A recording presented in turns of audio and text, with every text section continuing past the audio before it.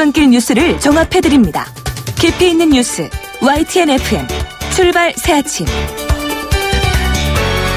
신율의 출발 새아침 3부 순서 시작합니다. 오늘 저녁부터 비가 내리는 지역이 많다고 하죠. 비라도 내려야지 이 폭염의 기세를 좀 누그러뜨릴 수 있을 것 같은데요. 오늘 저녁 외출하시는 분들 우산이 필요할 것 같습니다. 그리고 비가 일단 내리기 시작하면 무서운 기세로 내리는 것이 요즘 추세인 점을 감안해서 비 피해 없도록 만반의 준비를 하는 것도 필요할 듯합니다. 이번 주말 비 내리는 주말이 될 것 같은데요. 폭염에 시달리는 주말보다는 비 내리는 주말이 더 나을 듯하죠. 자, 신율의 출발 새아침 3부 순서 먼저 광고부터 듣겠습니다.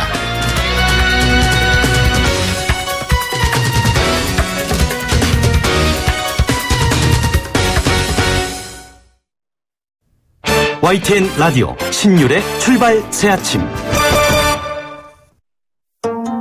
정치권이 높다 하되 출발 새아침 아래 메이로다. 나란 일을 논하는 선비들의 이야기 공간 출발 사랑방.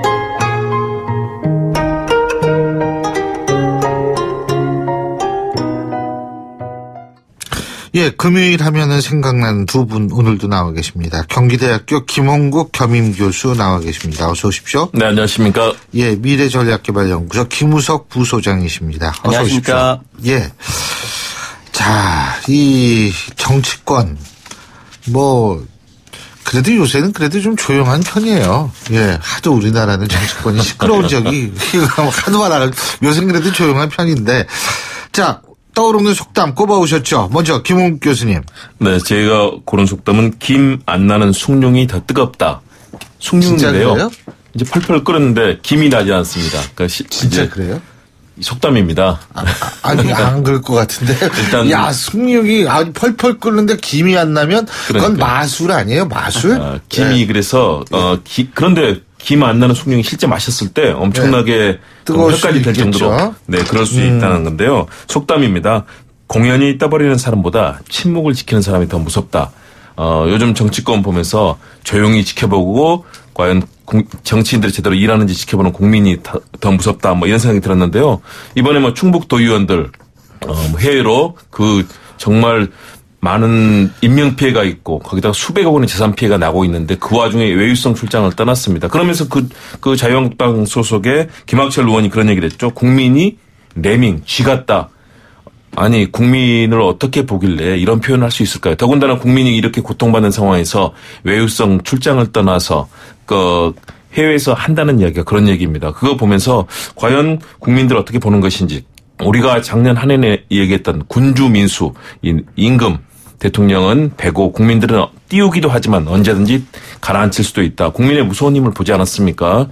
당태정의 정관정요 또 맹자 얘기 나오는 얘기 이런 얘기 생각해 본다면 되게 유식하시다. 아니 원래 사랑방이 이 정도 됩니다. 예. 그래서 그거 보면서 우리 국민들의 무서운 힘들을 도대체 어떻게 보고 있는 건지 저는 정치권이 여러 가지 갈등도 하지만 국민의 무서운 눈높이를 보면서 좀 더 성실하게 국민을 위해서 좀 봉사하는 모습 보여야 된다. 이 말씀을 드리고 싶습니다. 이게 지역구가 다르다 그래가지고 연수 가도 된다라는 논리는 성립이 안 되죠. 그럼요. 정치하시는 분들은 어느 지역에서 고통이 났든 그 국민과 고통을 함께 해야 된다는 사실을 아마 잠시 좀 잊지 않았나 이런 안타까움이 있습니다. 김우석 부소장님. 저는 오늘 북한 속담을 하나 들고 나왔습니다. 북한 속담이요? 예. 우리가 남북 대화를 하려면 그쪽 언어도 좀 알아야 하지 않겠습니까? 예, 그럼요. 하늘도 사람 하자는 대로 하려면 7년 가뭄에 비 내려줄 날 없다. 저는 김일성, 김정일이 이름 들어가는 줄 알았더니 그건 아니네요. 그냥 일반 사람들이 하는 얘기들이에요. 속담이니까요. 내용 자체는 이 사람 저 사람의 각각 다른 의견을 모아 받아들이다가는 아무 일도 할 수 없다. 이런 얘기입니다. 지금 정부가 여러 가지 다른 유형의 메시지들을 계속 보내고 있는데 사실 좀 헷갈릴 때가 있어서 드리는 말씀이에요. 차갑거나 뜨겁거나 이뤄야 하는데 그때 필요할 때 필요한 물을 먹어야 하는데 이걸 섞어 놔버리면은 미지근한 물밖에 안 되거든요. 그러면은 뭐 여러 가지 목적 그 원래의 목적은 달성하지 못하면서 충족되지 못하는 그런 상황을 좀 비꼬아서 얘기를 말씀드렸습니다. 예, 그렇군요. 자, 그러면 일단 하나하나씩 좀 얘기를 해보죠. 먼저 박근혜 정부에서 작성된 문건이 거의 2, 3일에 한 번씩 튀어나오는 것 같은데, 예? 어제 추가적으로 청와대가 공개를 했죠. 보수 이념 확산을 주도하기 위해서 보수단체에 대한 재정 지원을 검토하고 보수농계 육성 프로그램을 활성화하는 내용이 담겨 있다.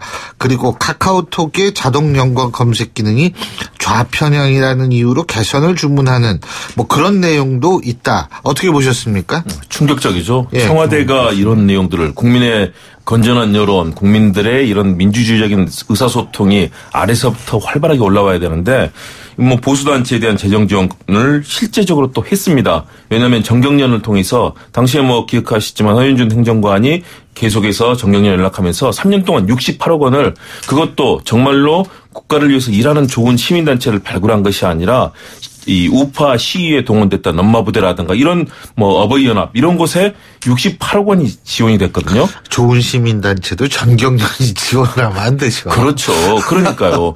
그런 일들을 청와대가 주도하고 기획해서 실제 이루어졌다는 거 아니겠습니까? 예. 더군다나 국민들의 모든 소통이 근간이 되고 있는 카카오톡에서 이 샵 기능에서 여러 가지 이념적인 측면을 들어서 이 부분을 다뤘다는 것. 거기다가 여러 가지 내용들 나왔는데요. 사실은 청와대라는 것은 정말 국민들이 원하는 일들을 추진해야 되는데 국민들을 과거 거의 계몽주의 시대 계도성으로 가르치려 들었고 그것을 국가의 재정까지 다 동원했고 또 모든 공권력을 동원했다.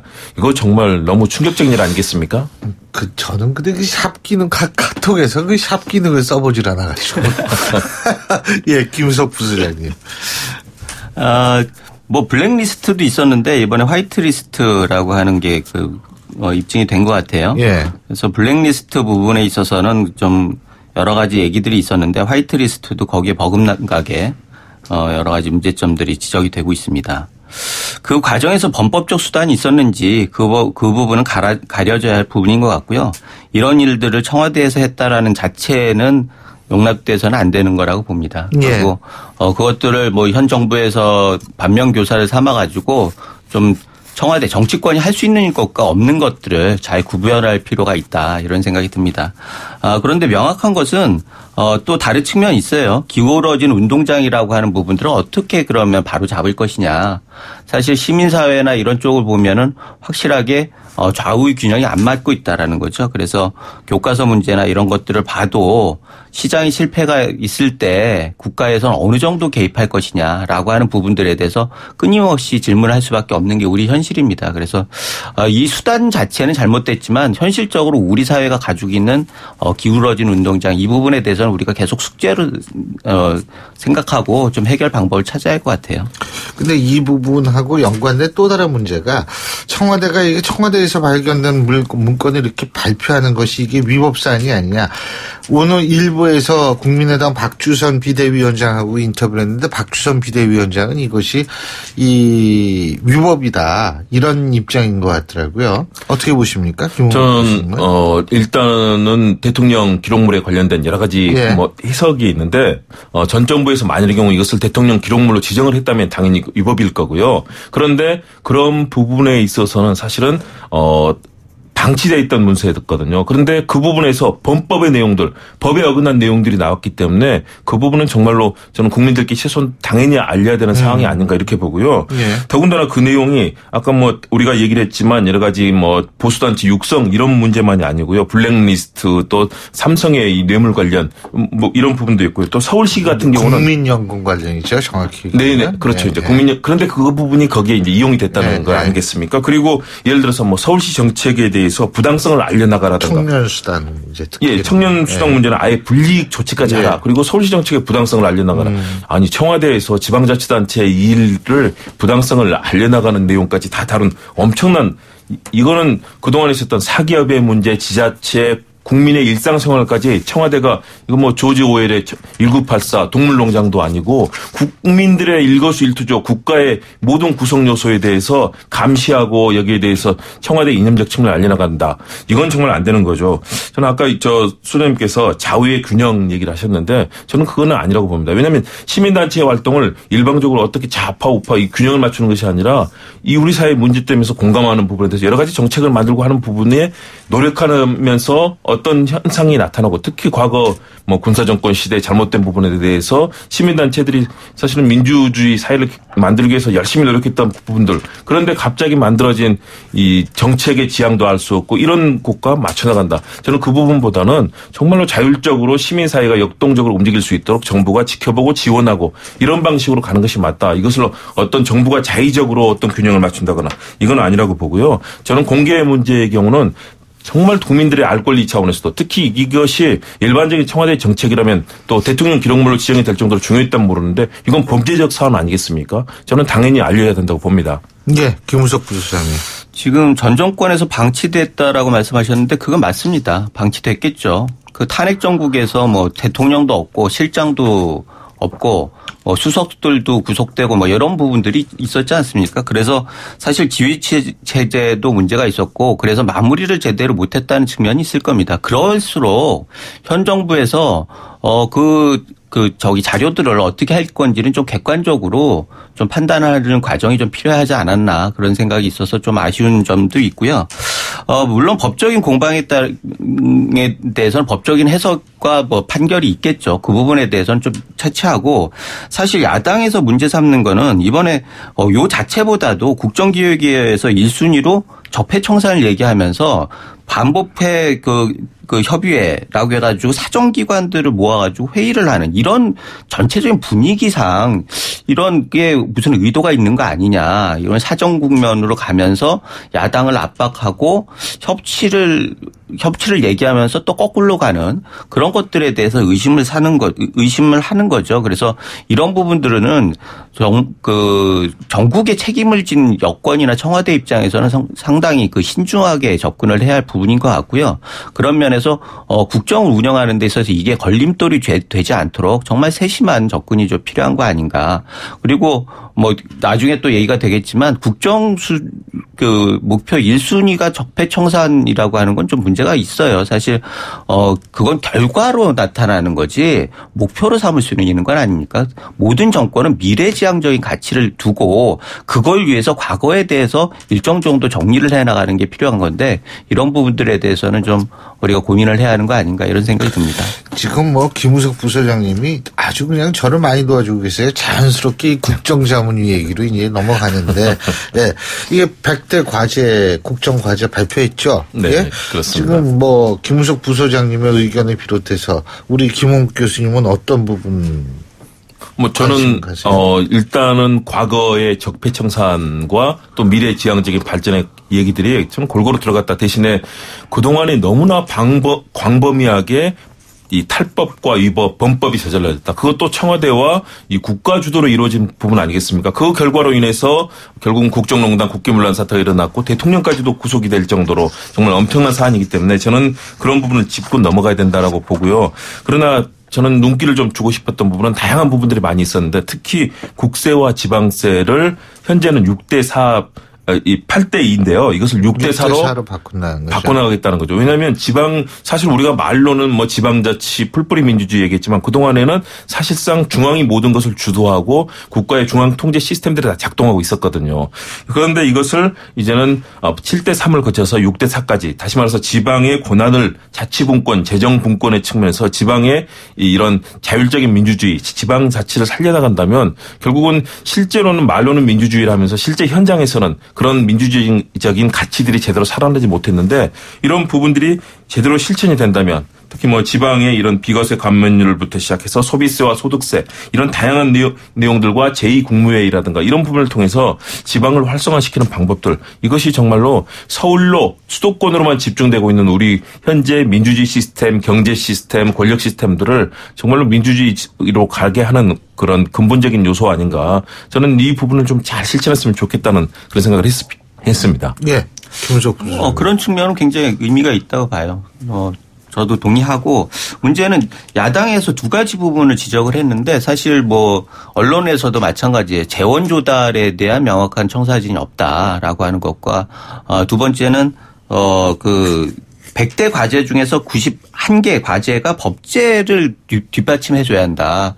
그래서 예산과 법제라고 하는 거는 입법이라고 하는 거 국회의 고유권한 아니겠습니까? 그런 면에서는 국회의 협조가 당연히 필요한 거고 그러려고 하면 야당 그 여소야대 국면에서 야당의 협조는 또 필수적인 거고 또 그래서 협치가 강조될 수밖에 없는데 점심때 그 야당 대표들 모아놓고는 협치를 강조하다가 오후에 국정 기획이 그 발표에서는 또 1순위 적폐 청산을 얘기를 하고 나왔어요. 그래서 이게 뭐 좀 야당 입장에서 헷갈리는 대목들이 있는 것 같아요. 그래서 협치를 얘기하려고 하면은 협치 방향을 잡고 거기에 맞게 우선순위도 정하고 또 구체적으로 좀 이렇게 진행할 수 있는 프로그램도 좀 만들고 이렇게 해야 할 텐데 네. 그런 부분들에 대해 좀 아쉬움이 있고요.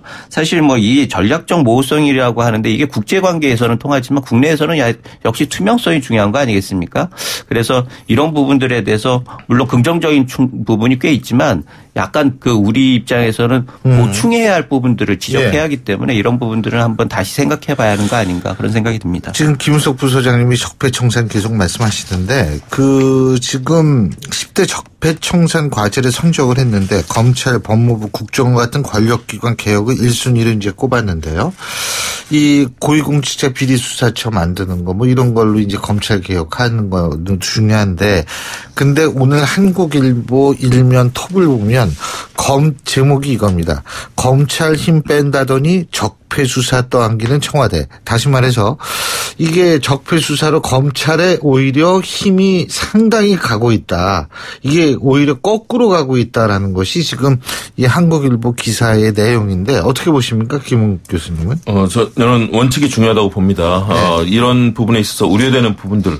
사실은 적폐청산이라는 목표에 이제 치중하다 보면 그런 우려가 충분히 나올 수 있거든요. 그런데 문제는 이 적폐가 너무나 우리 사회에서 거대하고 광범위하게 퍼져 있었다. 오죽하면 국가의 모든 중요한 기관들, 사정기관들이 국정원 비롯해서 검찰 권력에 이용되고 우리가 뭐 김기춘, 우병우 그 라인들 돌아보고 국정원에서 뭐 선거에 개입하고 뭐 온갖 일이 벌어지지 않았습니까? 이런 부분에 있어서는 분명히 개혁을 해나가야 될 것이다. 대신에 정말 검찰을 개혁해서 검찰이 이 권력에 봉수하는 기관이 되지 않도록 하기 위해서는 역시 공수처라든가 또 다양한 기관들이 자율적으로 이제는 작동할 수 있는 그런 시스템도 만들어가야 된다는 측면에서 저는 분명히 우려가 나올 수 있다고 보기 때문에 그 부분을 청와대가 앞으로 또 청와대와 집권 여당이 어떻게 불식시켜 나가면서 과거의 적폐도 청산하면서 검찰이 정말 중립적이고 국민을 위해 봉사하는 그런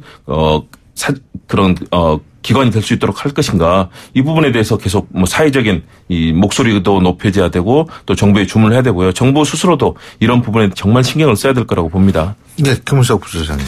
맞습니다. 공수처 뭐 이런 부분들은 굉장히 중요한 공약이면 틀림없어요. 이게 결과적으로 검찰 개혁의 방법이 돼야 하는데 혹시 뭐 야당에서도 지금 지적하는 것들이 이게 충격 길들이기 수단으로 되는 거 아니냐 이런 우려들이 있는 것도 사실이고 이런 부분들은 청와대나 집권 측에서 잘 반영을 해가지고 정말 잘 뭔가 이렇게 그 합리적으로 해나가는 방법들을 좀 찾았으면 좋겠다고 생각을 하고요.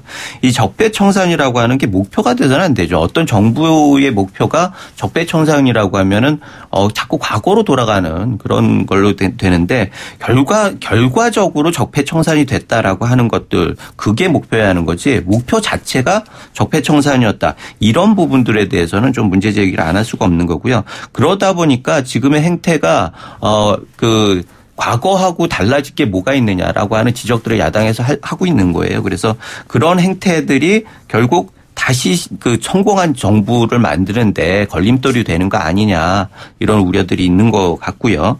그리고 권력기관의 그 개혁이라고 하는 부분들에 대해서는 가장 중요한 건 역시 정치적 중립입니다. 아까 신 교수님 얘기했듯이 이게 적폐청산을 하려고 하면 그 검찰이나 권력, 사정기관들이 힘이 강해질 수밖에 없는 거거든요. 그러다 보니까 그런 걸 다 모아가지고 지금 청와대에서 같이 회의를 한다. 그렇다고 하면 청와대가 개입을 하는 방향으로 갈 수밖에 없는 거예요.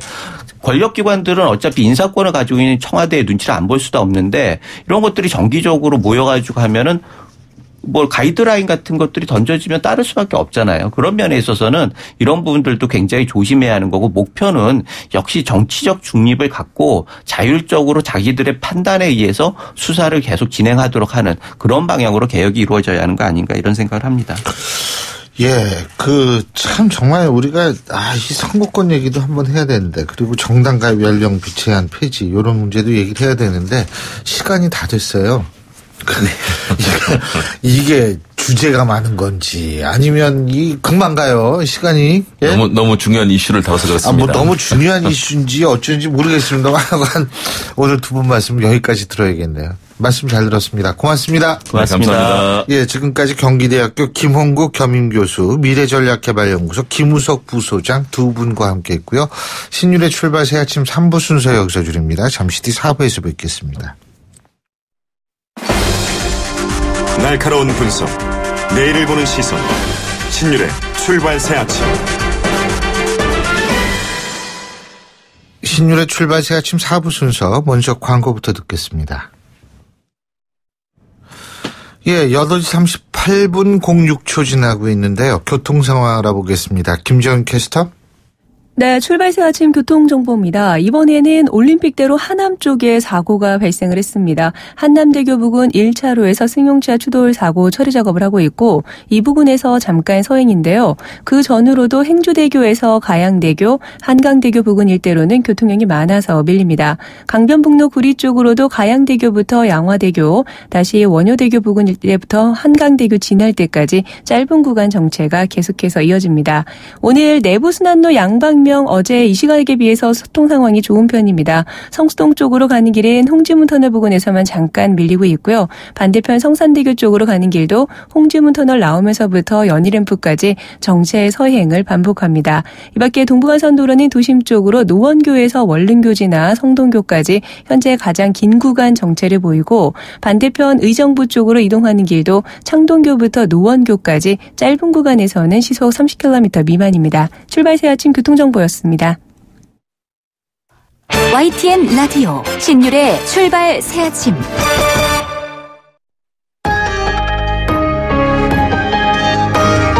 위기의 한국 경제. 하지만 해법은 있습니다. 우리 경제에 또 다른 도약을 준비하는 코너. 출발 새 아침 경제 빅 이슈.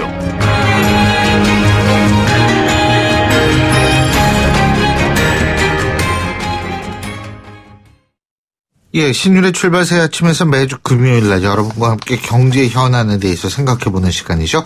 오늘도 서울대학교 이필상 교수님 스튜디오에 나와 계십니다. 어서 오십시오. 네, 안녕하세요. 자, 이 내년도 최저임금 올해보다 16.4% 올려서 시간당 7,510원으로 정했다. 이거 다 아실 텐데요. 네. 이게 이제 소득주도 성장 정책의 일환이죠. 예, 그죠? 그렇습니다. 예. 최저임금은 노사가 참여하는 최저임금위원회에서 결정하는데요. 이번에 이제 정부의 소득주도 정책을 반영해서 최저임금을 대폭 올린 것 같습니다. 이 경제 성장은 두 종류로 나눌 수가 있는데요. 하나는 기업 주도 성장이고 또 하나는 소득 주도 성장입니다. 우리나라는 지난 50년간 기업이 창업과 투자를 해서 경제 발전을 이끄는 기업 주도 성장을 했거든요. 그런데 이 기업 주도 성장이 한계 상황에 왔다는 겁니다.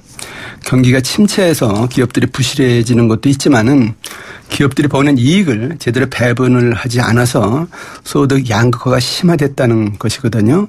그래서 경제가 살아나지 않는다 이렇게 볼 수가 있는데 경제가 이렇게 되니까 문재인 정부가 이 상황을 돌파하기 위해서 이제 소득 주도 정책을 내놓은 것이다 이렇게 생각이 듭니다.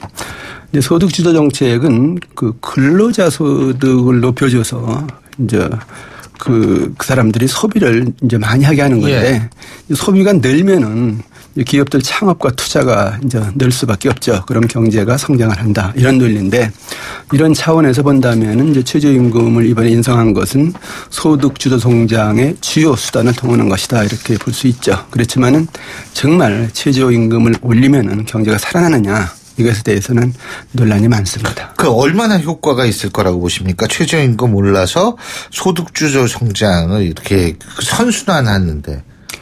지금 우리 경제 상황으로 봐서는 기대보다는 우려가 더 크다 저는 그렇게 생각이 드는데요. 예. 근본적으로 우리 경제가 임금 인상을 수용할 수 있는 능력이 부족합니다. 우리 경제에 보면은 성장 잠재력이 급속도로 떨어지고 있는데요. 한때 10%에 육박하던 이제 잠재 성장률이 3% 이하로 떨어졌거든요.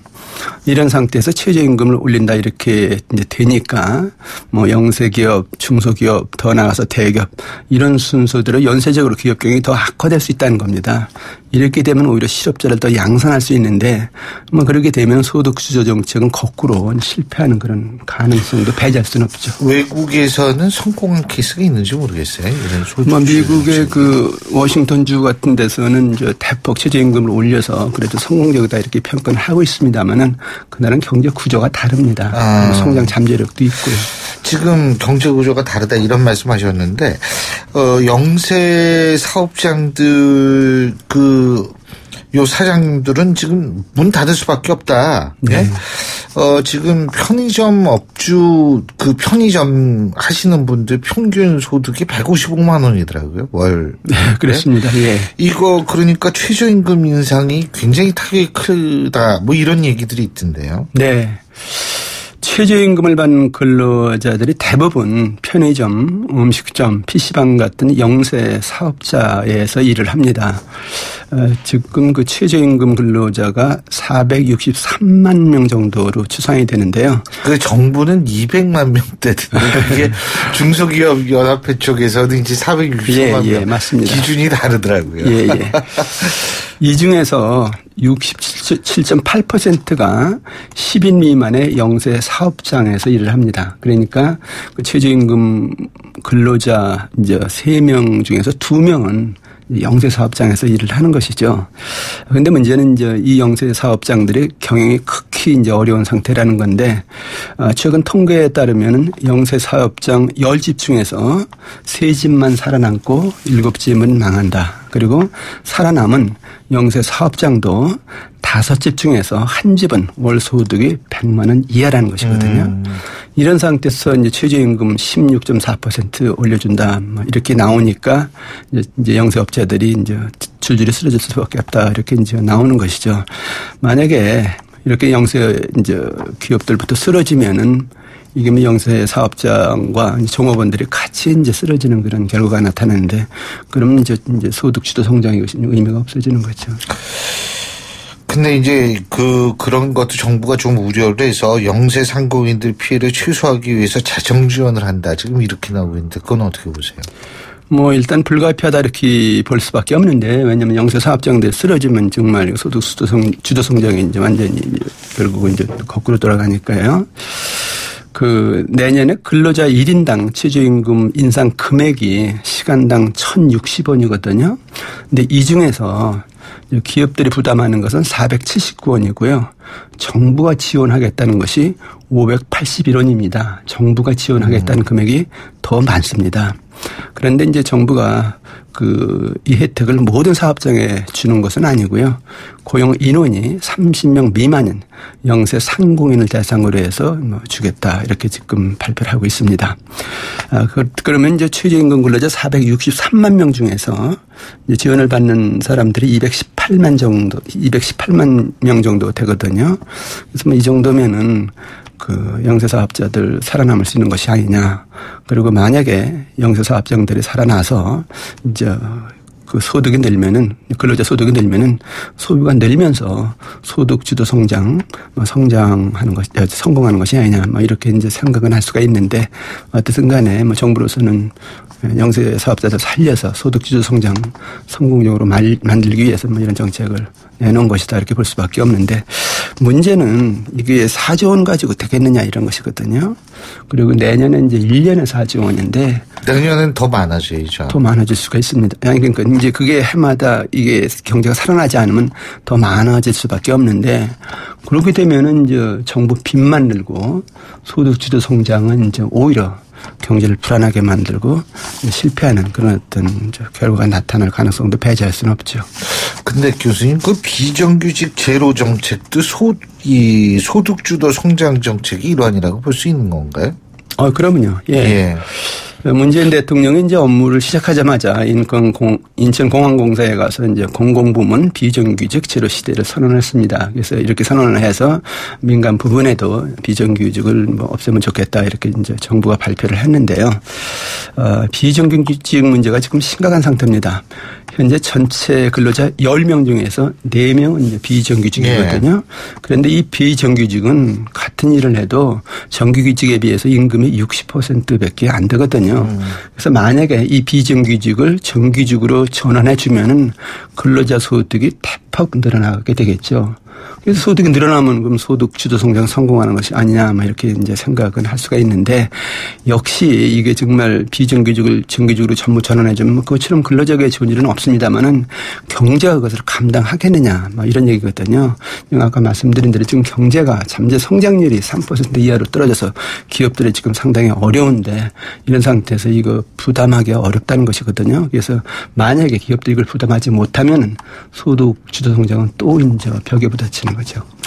근데 제가 궁금한 게요. 일부 대학들 같은 경우에 이제 비정규직을 무기계약직으로 지금 바꿔주거든요. 정부 정책에 따라서. 근데 이제 그 재원은 일정하니까 정규직의 돈을 좀 깎고 비정규직 돈을 이제 그 무기계약직으로 전환된 분들의 월급 조금 올리고 이렇게 되면은 그렇게 해도 소득주도 이 성장 정책에 성공할 수 있는 건가요? 뭐 현재 임금이 같다 할지라도요. 이게 이제 소득 양극화가 이제 완화가 되면서 이제 저소득층도 소비를 하게 되니까 소득 주도 성장이 어떤 긍정적인 요인이 될 수가 있죠. 그런데 만약에 정규직 임금 깎는다 그러면 노조가 뭐 상당히 반발을 할 겁니다. 그래서 근데 이제 노조가 없는 대학들이 많기 때문에.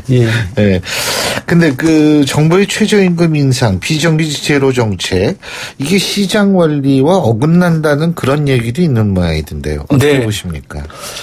정부가 어떤 정책을 강요하면은 시장을 이에 반격하는 그런 어떤 현상이 항상 나타납니다. 그래서 이번에 이제 최저임금 올린다, 비정규직 제로 시대 연다 이렇게 나오니까 우선 노동시장의 반격이 크다 이렇게 생각이 드는데요. 지금 일단은 이제 최저임금 올리고 비정규직 정규직으로 전환하면은 경영이 어려우니까 기업들은 어쩔 수 없이 고용을 줄인다는 거예요. 그래서 실업자가 늘면은 이건 뭐 정말 그 시장 논리에 어긋나서 오히려 정책이 실패로 돌아가는 그런 어떤 이제 현상도 나타날 수 있는 것이죠. 또 하나 이제 문제는 뭐냐면 정부가 이렇게 강제적인 정책을 펴면요. 경제 성장이 왜곡된다는 건데 시장 경제에서 가장 중요한 것은 기업들의 창업과 퇴출이 자유로워야 되거든요. 그래야 이제 새로운 산업이 발전하면서 경제가 이제 건전하게 성장을 하고 또 일자리도 창출하고 하는 건데 이게 정부가 뭐 최저임금 올려라, 비정규직 없애라 이렇게 나오면은 이제 시장 이제 반격 때문에 오히려 이제 이런 어떤 시장 원칙이 결국은 이제 제대로 작동을 안 하면서 결국 경제가 더 어려워지는 그런 현상도 나타날 수 있다는 건데 우리가 자본주의 경제를 우리가 발전시키는 그런 어떤 나라인 이상 이 시장 논리는 그래도 최대한 존중을 하면서 정책을 펴는 것이 원칙이지 이 시장 논리를 정면으로 이렇게 거부하면 이게 참 문제가 크다 이렇게 볼 수가 있습니다. 청년 실업 같은 경우도 이게 사실 이 뭐 비정규직의 정규직화와 최저임금의 이 상승이 청년 실업에 뭐 악영향을 미칠 수 있다 이런 분석도 있는 모양이더라고요. 하지만 안타까운 일이긴 합니다만 청년 실업이 지금 상당히 어려운 상태인데 이런 상태에서 어쩔 수 없이 이제 비정규직으로 가서 일하는 그 청년들이 상당히 많거든요. 근데 정규직 전환해라 이래가지고 만약에 이제 기업들이 이제 고용을 줄이면은 이제 청년들은 더 실업률은 높아질 수밖에 없는 거죠. 그래서 일부 청년들은 정규직 되면은 뭐 좋을런지 모르겠습니다만 청년들 전체적으로 보면은 고통이 더 커질 수 있죠. 근데 어쨌든 이 소득주도 성장 이게 우리로서는 실험인데 이거 꼭 성공하려면은 경제 아까 말씀하신 성장 동력 회복 뭐 그리고 구조 개혁 이런 거 뭐 함께 가야 되는 거 아니냐 이런 얘기도 많더라고요. 예, 당연합니다. 이게 소득주도 성장해서 무조건 소득만 올려주겠다 해서 경제가 그것을 제대로 수용 못하면은 정책이 결코 이제 성공할 수 없다 이렇게 볼 수가 있는데 이번에 이제 그 국정운영 5개 등의 얘기라는 걸 정부가 발표하지 않았습니까? 근데 여기에 이런 내용이 있습니다. 중소벤처가 주도하는 창업과 혁신 성장을 하겠다. 또 과학기술 발전이 선도하는 4차 산업혁명을 이루겠다. 이런 어떤 내용들이 있는데 이거 성공해야 됩니다. 그래서 이제 성장 동력을 찾으면서 소득주도 성장을 해야지 소득주도 성장만 해가지고는 어렵다는 것이고요. 또 하나 이제 구조개혁 차원에서 문제는 뭐냐면은 지금 소득 구조가 굉장히 양극화가 돼서 왜곡돼 있거든요. 그러니까 이제 정부도 그걸 어떻게든 완화시키려고 노력하는 거죠. 그래서 이제 지금 소득 구조 보면 이제 대기업, 중소기업, 영세기업 이런 순서대로 소득이 이제 순서가 되는데 대기업에 집중돼 있다는 겁니다. 그래서 이제 정말 그 대기업, 중소기업, 일반 근로자 소득이 좀 공평하게 배분될 수 있는 그런 어떤 그 소득 구조 개혁 이런 것도 꼭 필요하죠. 중견기업이라는 것도 있죠. 그게. 네. 근데 중견기업 같은 경우에도 이게 사실 상당히 좀 이 역시 구조 개혁에 박차를 가야 된다 그런 얘기도 있더라고요. 예, 그렇습니다. 이 사실 경제 허리가 중견기업들이거든요. 그래서 이제 거기서 뭐 제대로 정말 그 성장도 하고 소득도 배분해주고 근로자들 많이 고용도 하고 그래야 경제가 살아나는데 이번엔 뭐 어떻게 보면 그 중견기업 중심으로 경제를 좀 살리고 개혁을 하는 그런 어떤 정책을 펴는 것은 바람직하죠. 예, 잘 알겠습니다. 이 소득주도 성장 우리로서는 상당히 중요한 실험이 될 것 같은데 이 결과가 뭐 한 1, 2년이면 나오겠죠? 이게 뭐 내년쯤이면 벌써 그 방향 같은 거 이게 제대로 되고 있느냐 이런 거는 아마 감지가 될 겁니다. 잘 알겠습니다. 예, 오늘 말씀 여기까지 듣겠습니다. 고맙습니다. 예, 감사합니다. 예, 지금까지 서울대학교 이필상 교수님과 함께했고요. 자, 금요일에 보내드린 신율의 출발 새 아침 오늘 순서는 여기서 모두 줄이겠습니다. 지금 창밖을 보니까 날씨가 흐린데요. 이번 주말 비 내리는 주말이 될 것 같죠. 여러분 모쪼록 비 피해 없도록 만전을 기하시기 바라겠고요. 저는 월요일 아침 7시 15분에 다시 오겠습니다. 신유리였습니다. 고맙습니다.